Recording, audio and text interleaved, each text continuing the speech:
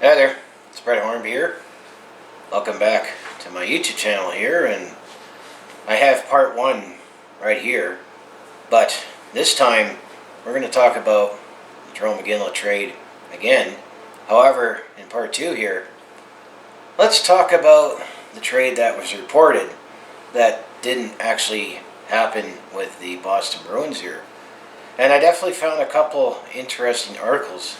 They were both written by the hockey writers here, that I'll put it in the description below here, breaking down this trade that didn't happen. And one talks about hypotheticals on how the playoffs would have went here, as Jarome Iginla did ultimately decide to go with the Pittsburgh Penguins here. But they were thinking about, if Boston made that trade, there might have not been some other things that happened, because some of the assets that were reported to come to Calgary would have not been on that team. And also there was another article talking about how this might be a rare case where you could say one team won the trade without actually being involved in the trade here, because as you recall here, at the 2012-13 season, it was the lockout shortened season here. The Calgary Flames ultimately decided it was time to rebuild, and the idea was selling off some assets here. And the biggest trades that they made towards the trade deadline in the 2012-13 season, which was trading away Jarome Iginla, as he was on a expiring contract here, and Calgary was just trying to get assets, as that's what selling teams do. And they also traded away Jay Bomeister, where I'll make a video on talking about that trade here.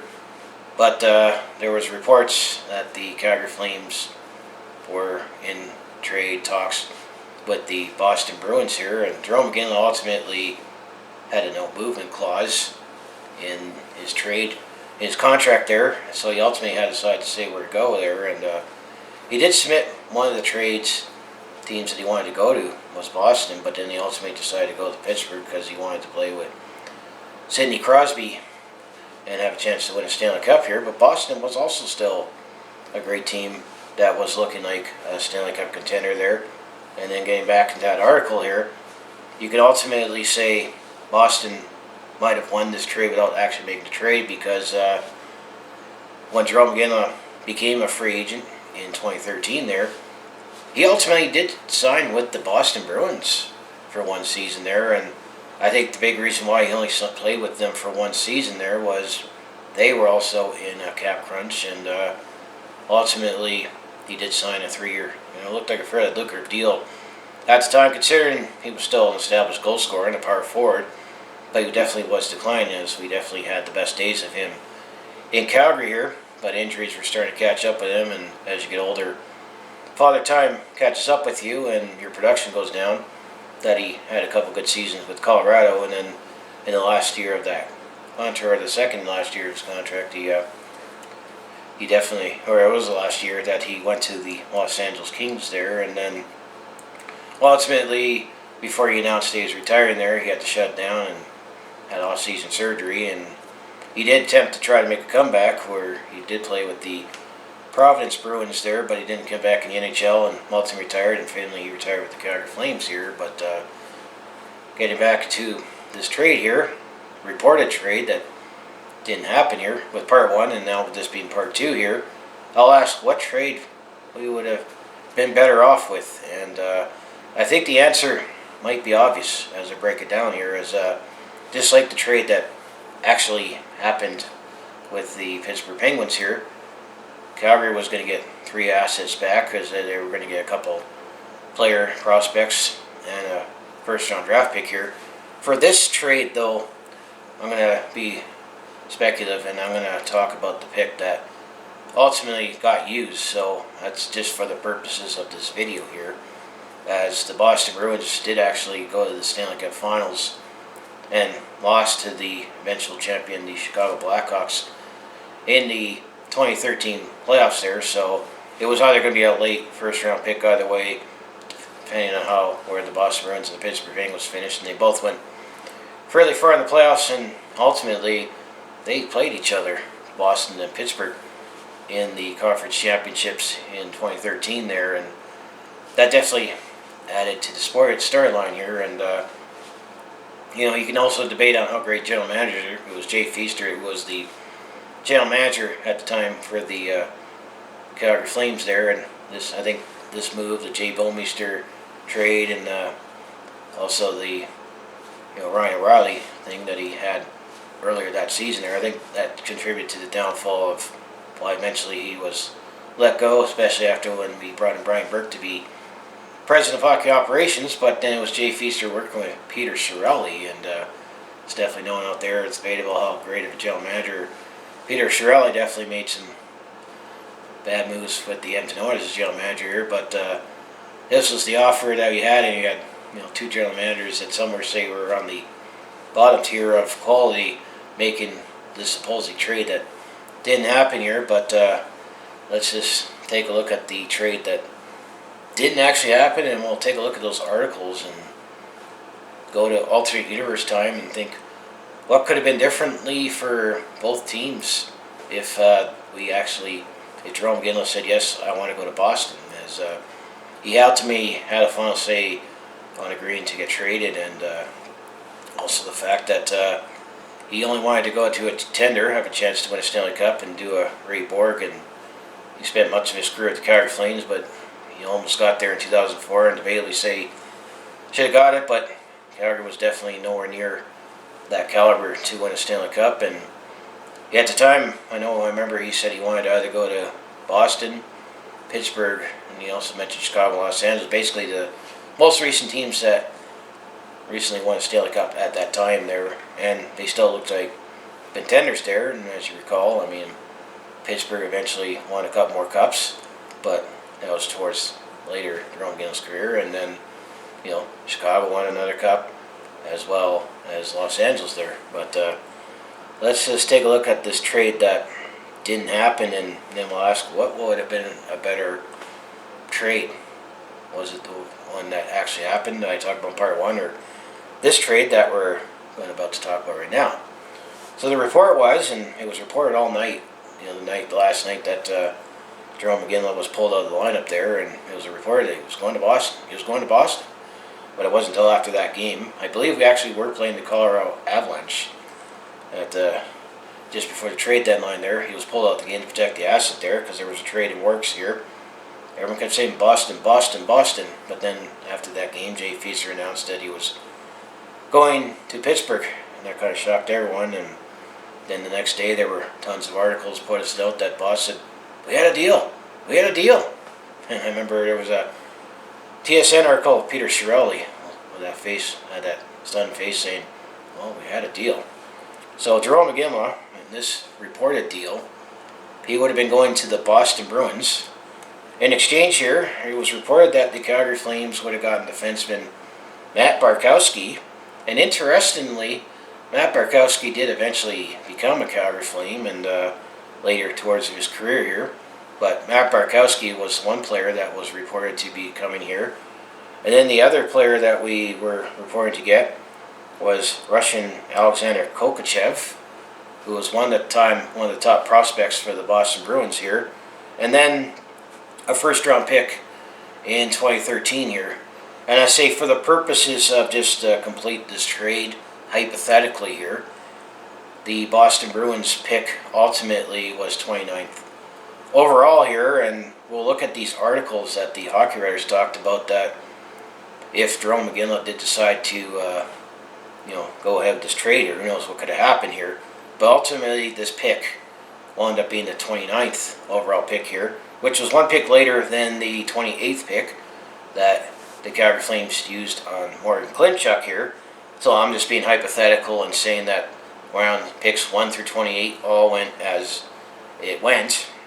The 2013 draft, as you recall, that was a draft that Nathan McKinnon was picked first overall, and ultimately Sean Monahan was selected 6th overall, and Elias Lindholm was picked 5th overall. That pick at then by the Carolina Hurricanes, not the Colorado Avalanche. Colorado had the first overall pick, but let's just say Jason Dickinson, because he was picked 29th overall in that draft there. So Calgary Flames would have traded Jarome Iginla to the Boston Bruins, we would have gotten defenseman Matt Barkowski, forward Alexander Kokachev, and that first round pick in 2013, which is late in the first round, would have been Jason Dickinson, just for the sake of completing this trade. And I'm still assuming that the Boston Bruins would have gone to the Stanley Cup Finals that season.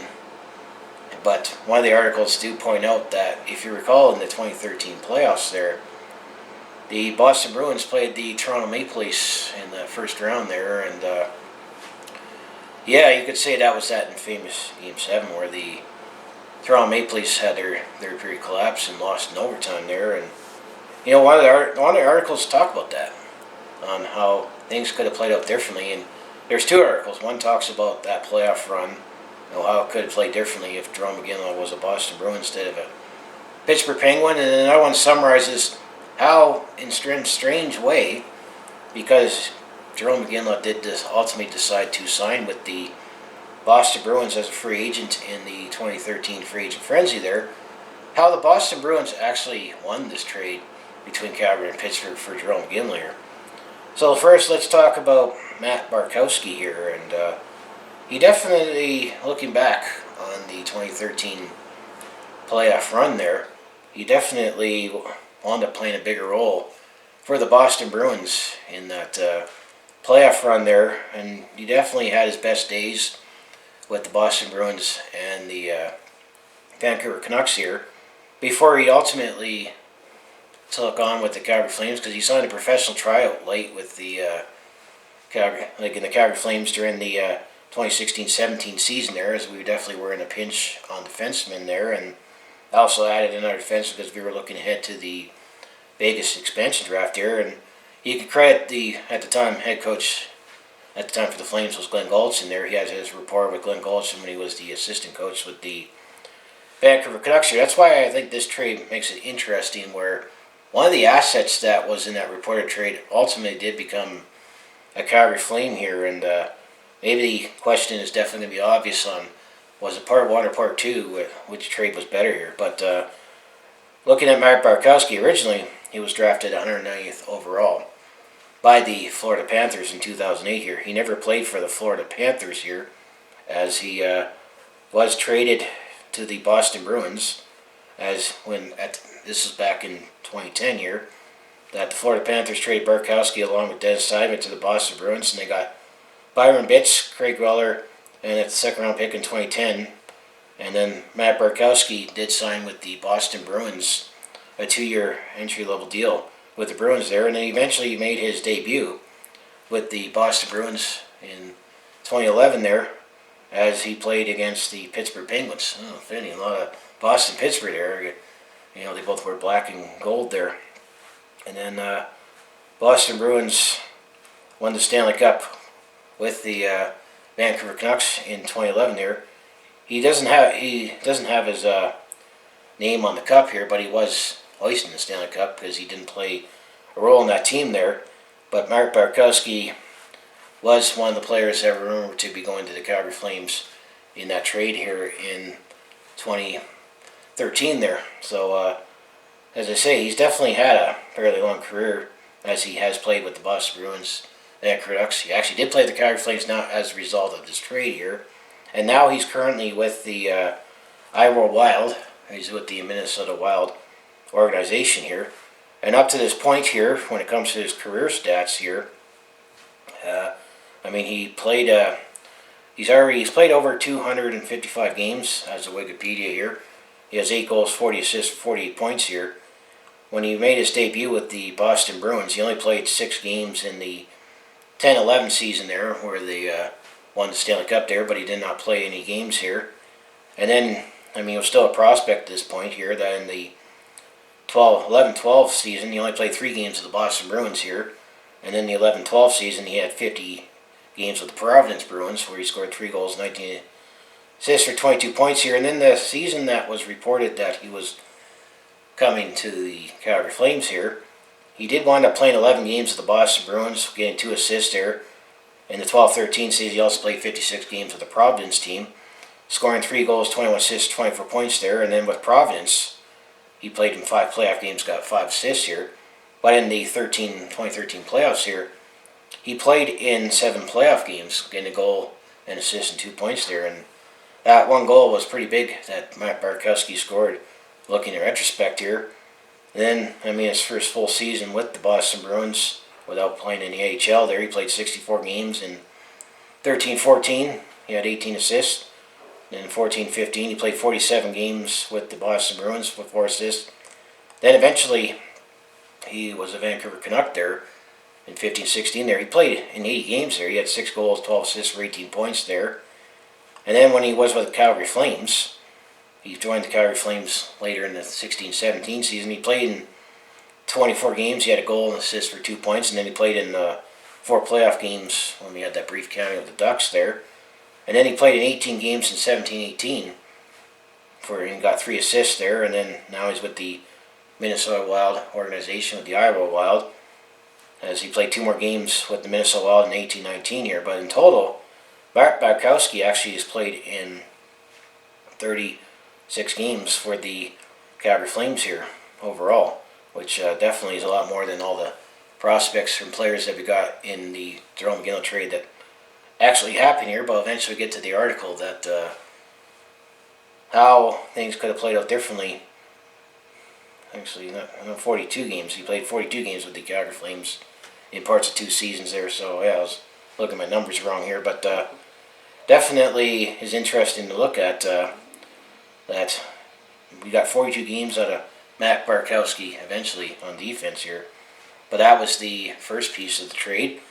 The second place was Alexander Kokachev here, and he was definitely looked upon as one of the top prospects for the Boston Bruins at the time here, as right now Alexander Kokachev is playing for HC Spartak Moscow of the KHL here. He didn't have much time with the NHL overall here. He was selected 40th overall by the Boston Bruins in 2011 after they won the Stanley Cup there. And in his playing career here, he definitely played his junior hockey with the Windsor Spitfires. He played his junior hockey with the Windsor Spitfires. So looking at his career stats here, after he played in the Russia there in the MHL Junior League, the MHK Spartak here, he played his junior hockey with the Windsor Spitfires here. But overall in the NHL, he's actually only played 9 games. Didn't get any points in that time there. He played 9 games in the NHL. He played 3 games with the Bruins in 14-15.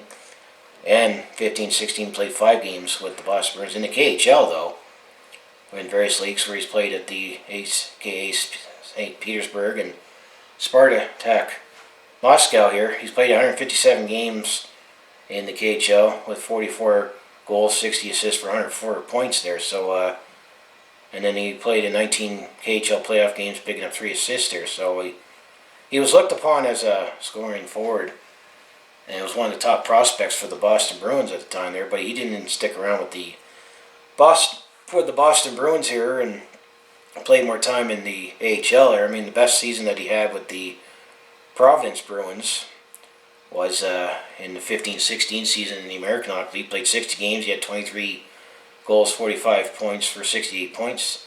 23 goals, 45 assists for 68 points there. So,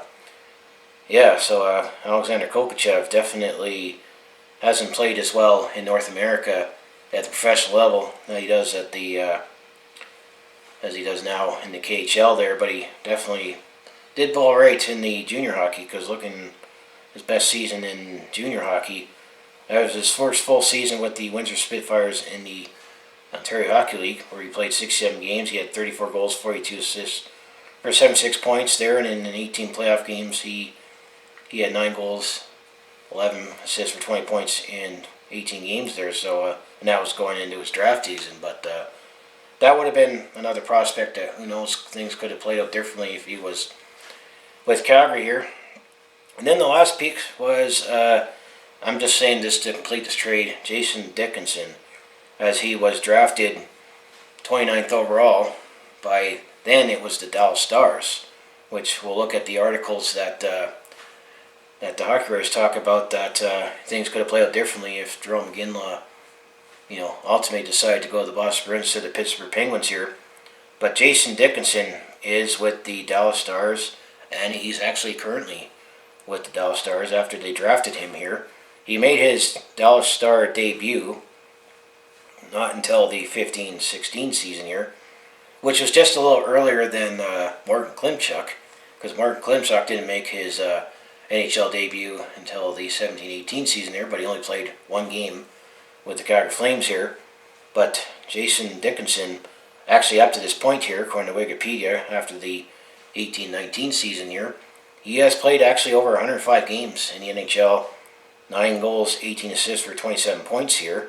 And actually, this past season in the 18-19 season there, he has 6 goals, 16 assists for 22 points in 67 games here.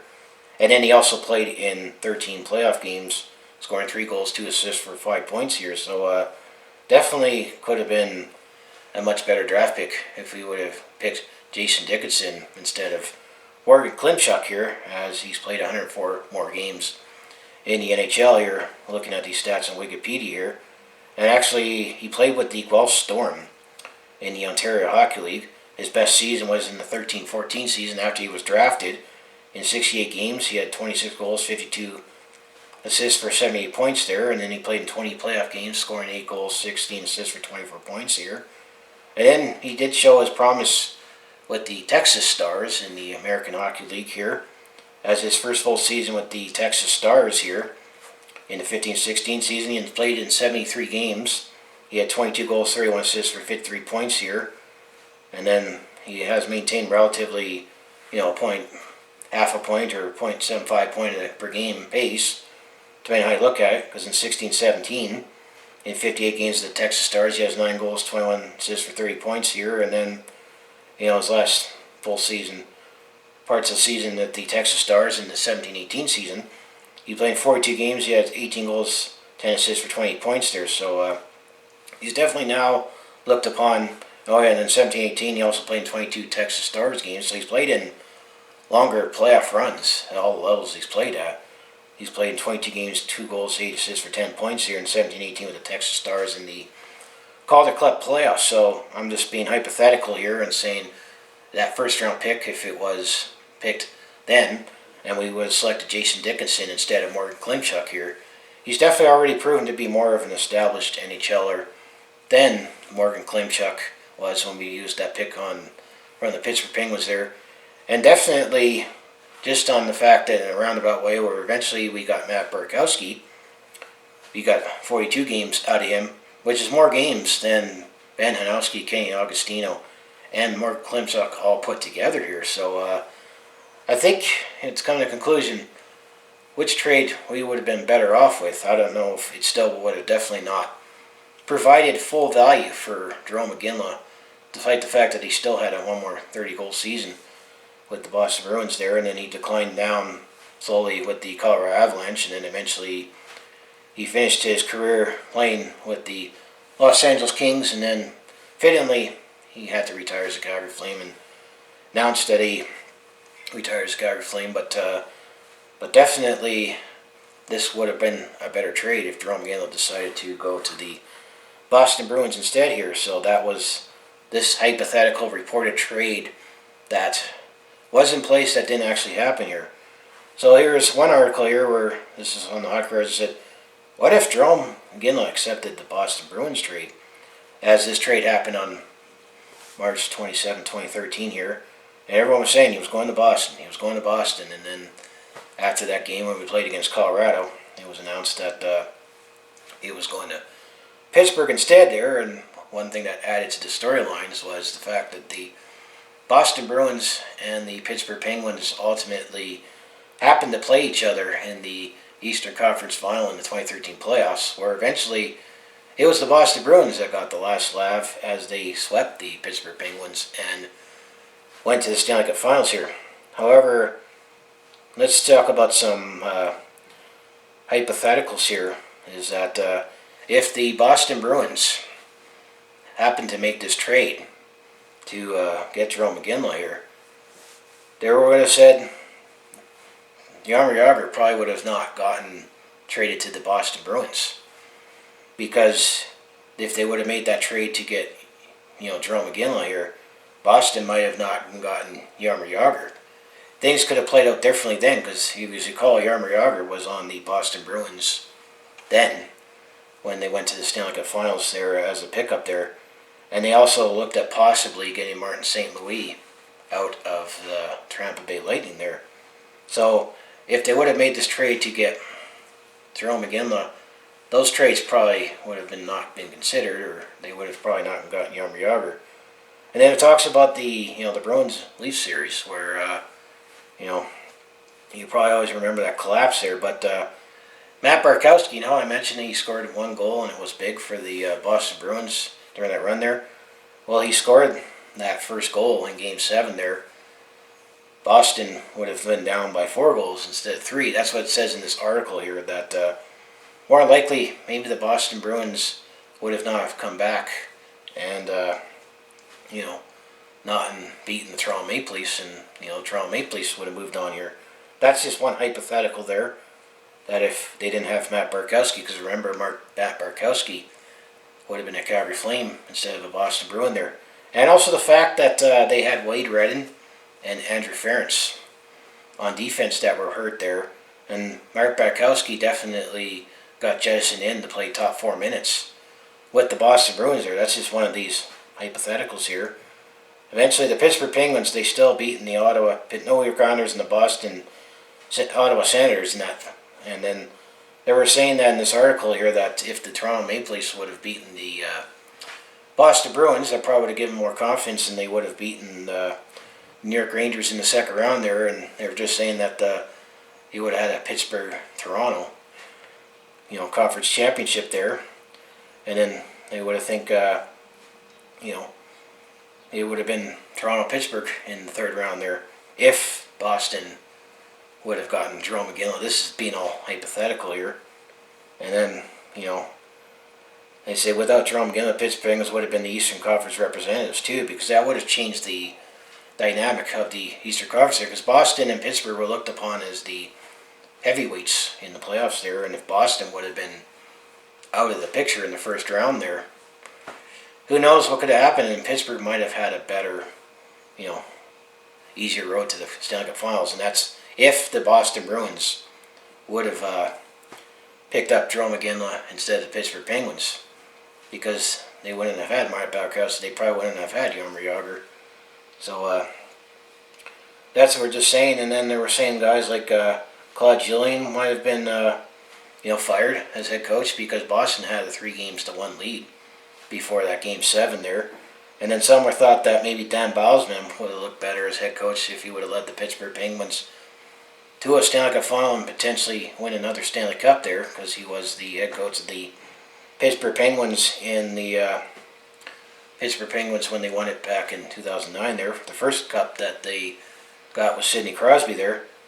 And I said at the end of the day, it just said Jaromir Jagr would have not gone trade to Boston, as they would have had Iginla, because that would look as their prized possession there. And then who knows where Jagr could have went, because he was with the Dallas Stars. You might not remember that. He was actually a Dallas Star in that lockout shortened season there, and Dallas was struggling. That's why they traded away Jaromir Jagr, to sell assets. But here at the end of the question, it says, did Iginla make the wrong choice? Well, we're just being hypothetical here. They're just still saying that the Bruins and Penguins could have still not made it as far in the playoffs either way. But it's just a lot of hypotheticals here. But that was the one article here. The second one talks about how the Bruins won the trade between Calgary and Pittsburgh, because ultimately the Boston Bruins did get Jarome Iginla in free agent frenzy here. And it just summarizes how, why the Boston Bruins actually won this trade. And this is also by the Hockey Writers, and I'll have those articles in the description below. It said, if the fact that they lost out on the Jarome Iginla sweepstakes because he decided to go to the Pittsburgh Penguins here, because instead, this is what Boston did that led them to go to the Stanley Cup Finals here. They acquired Jaromir Jagr as a rental for their playoff run, and it obviously worked out for them going to the finals there. They happened to actually keep Matt Bartkowski. who contributed to the playoffs despite being in the defensive mix here. At the time, Alexander Kovalchuk, who was currently ranked as one of the top 5 prospects at the time for the Boston Bruins here, and those two pieces were rumored to come to Calgary here. And then it says made a run to the Stanley Cup Finals, just falling part of the ultimate goals. They lost to the Chicago Blackhawks here as they made their incredible run there in their critical comeback in Game 6 in Boston there. And then, as I mentioned, ultimately signed Jarome Iginla is now playing in their top line here. So that's with that article here. However, here's one more hypothetical that I can go over with here. If you're going back to last season, when the Calgary Flames made that trade with the Edmonton Oilers, when we traded James Neal for Milan Lucic, and Lucic, like Jarome Iginla at the time of this trade, had a no movement clause here. Actually, was Milan Lucic got convinced by Jarome Iginla to waive his no movement clause to play with the Calgary Flames here. Jarome Iginla was the catalyst in convincing him, as well as Brian McGrattan here. But if Jarome Iginla did not go to the Boston Bruins there, I mean, there's not just saying that they could have hypothetically still would have been friends either way, but Jarome Iginla and Milan Lucic would have not played with each other, because Milan Lucic was with the Boston Bruins then at the time, at the height of his career there. Looked upon as one of the top forwards. I mean, he's still a shell of his former self now with the Calgary Flames. But who knows? Could that also play differently here? But that's just very speculative on my part. And I throw in that Jason Dickinson in there because I'm just looking at that draft pick that was in play that the Calgary Flames would have gotten there.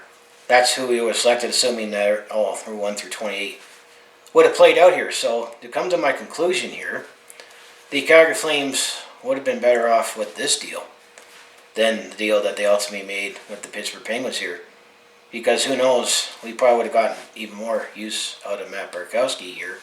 The fact that we got Matt Bartkowski later there, that's what got me thinking of this trade here. But, this is all just hypotheticals here, and it was kind of a fun article to read. And I'll put it in the description to, you can read about how it breaks down how things could have played differently. If Jarome Iginla decided he wanted to go to the Boston Bruins instead of the Pittsburgh Penguins at the trade deadline in 2013 there, I mean, who knows? Could he still be, unfortunately, one of the best players to ever play and not win a Stanley Cup? I mean, there's just a lot of what-ifs here, and it's just fun to look at, and that's why I kind of like making these Calgary Flames trade retrospects here. But yeah, I'll ask you, what trade would you think was better? Part 1, where we made that trade with the Pittsburgh Penguins, or Part 2, this hypothetical reported trade that didn't actually happen here? I'm going to say what would have salvaged this trade was the Jason Dickinson and Matt Bartkowski. I mean, Alexander Kovalchuk, I mean, who knows? Maybe he would have fit in better with the, Calgary Flames franchise organization. Who knows? You never know there. But then, when ultimately, players decide to go over to Europe there, they might have maybe had some options in the NHL, or they were set on they're going back home because, they're from, Europe there and want to play closer to home there. But there's just a lot of hypotheticals in play here. So what do you think here? I mean, we definitely still would have been tough to get full value back for Jarome Iginla, considering all what he's meant to the Calgary Flames here. And it's just strange how, it just looks strange how he, decided to go to Pittsburgh instead. And then ultimately he signed with Boston. And then, as I know, he actually lives in Boston full time with his family there. And I understand that he coaches, little kids in the Boston area with hockey there. So, yeah. So what do you think? I mean, what do you think of these trade retrospects here? And ultimately, I still say we did not get full value out of Jarome Iginla, despite being late in his career as he was there. But he definitely would have been better off with this trade. And I think Jarome Iginla, despite maybe the fact he might have had fun playing with Sidney Crosby and Evgeny Malkin there, he definitely fit in better with given his power forward play and how he has the offensive ability and fight and had a big hit there. He definitely he definitely looked like someone that could, be a great Boston Bruin if if he had a longer career with the Boston Bruins there. And I know that eventually he did sign with the Colorado Avalanche there because Boston didn't have the cap space to keep him, and then he was also friends with Joe Sakic, and he was the general manager there, and then ultimately he did finish his playing career with the Los Angeles Kings there because of Daryl Sutter, because he had a rapport with Daryl Sutter when he was here in Calgary as general manager and head coach there. And Daryl Sutter and Jarome Iginla, well, Jarome Iginla had his best days definitely with Daryl Sutter as head coach, definitely in the 2004 playoff run there. So yeah, that's my trade retrospects on the Jarome Iginla trade. Part 1 was the trade that actually happened with the Pittsburgh Penguins. Part 2 of this video is about the trade that was reported to happen but didn't actually happen, but take a look on what if it happened, and I think we would have been better off with this trade. But what do you think? That's my question out to you guys here. So as I say, if you want to follow along with this Calgary sports fans journey, home to Flames, Hitmen, Roughnecks, and Stampeders, I mostly do Calgary sports and put other sports content on my channel here. But I also do personal vlogs, attempt at comedy, and I also share my experiences. Let's say I'm on the road on holidays or at a sporting event there. So if that sounds like anything you'd be interested to watch, do follow along with this Calgary sports fans journey. You know what you need to do, just make sure you hit like, subscribe. I also have my other social media links down in the description below here, and definitely appreciate all the support, and hopefully continue to keep growing on this platform, and also the fact that I just appreciate everything right now, especially at this time of uncertainty here. So as I say, go Flames go, and I'll see you in the next video here.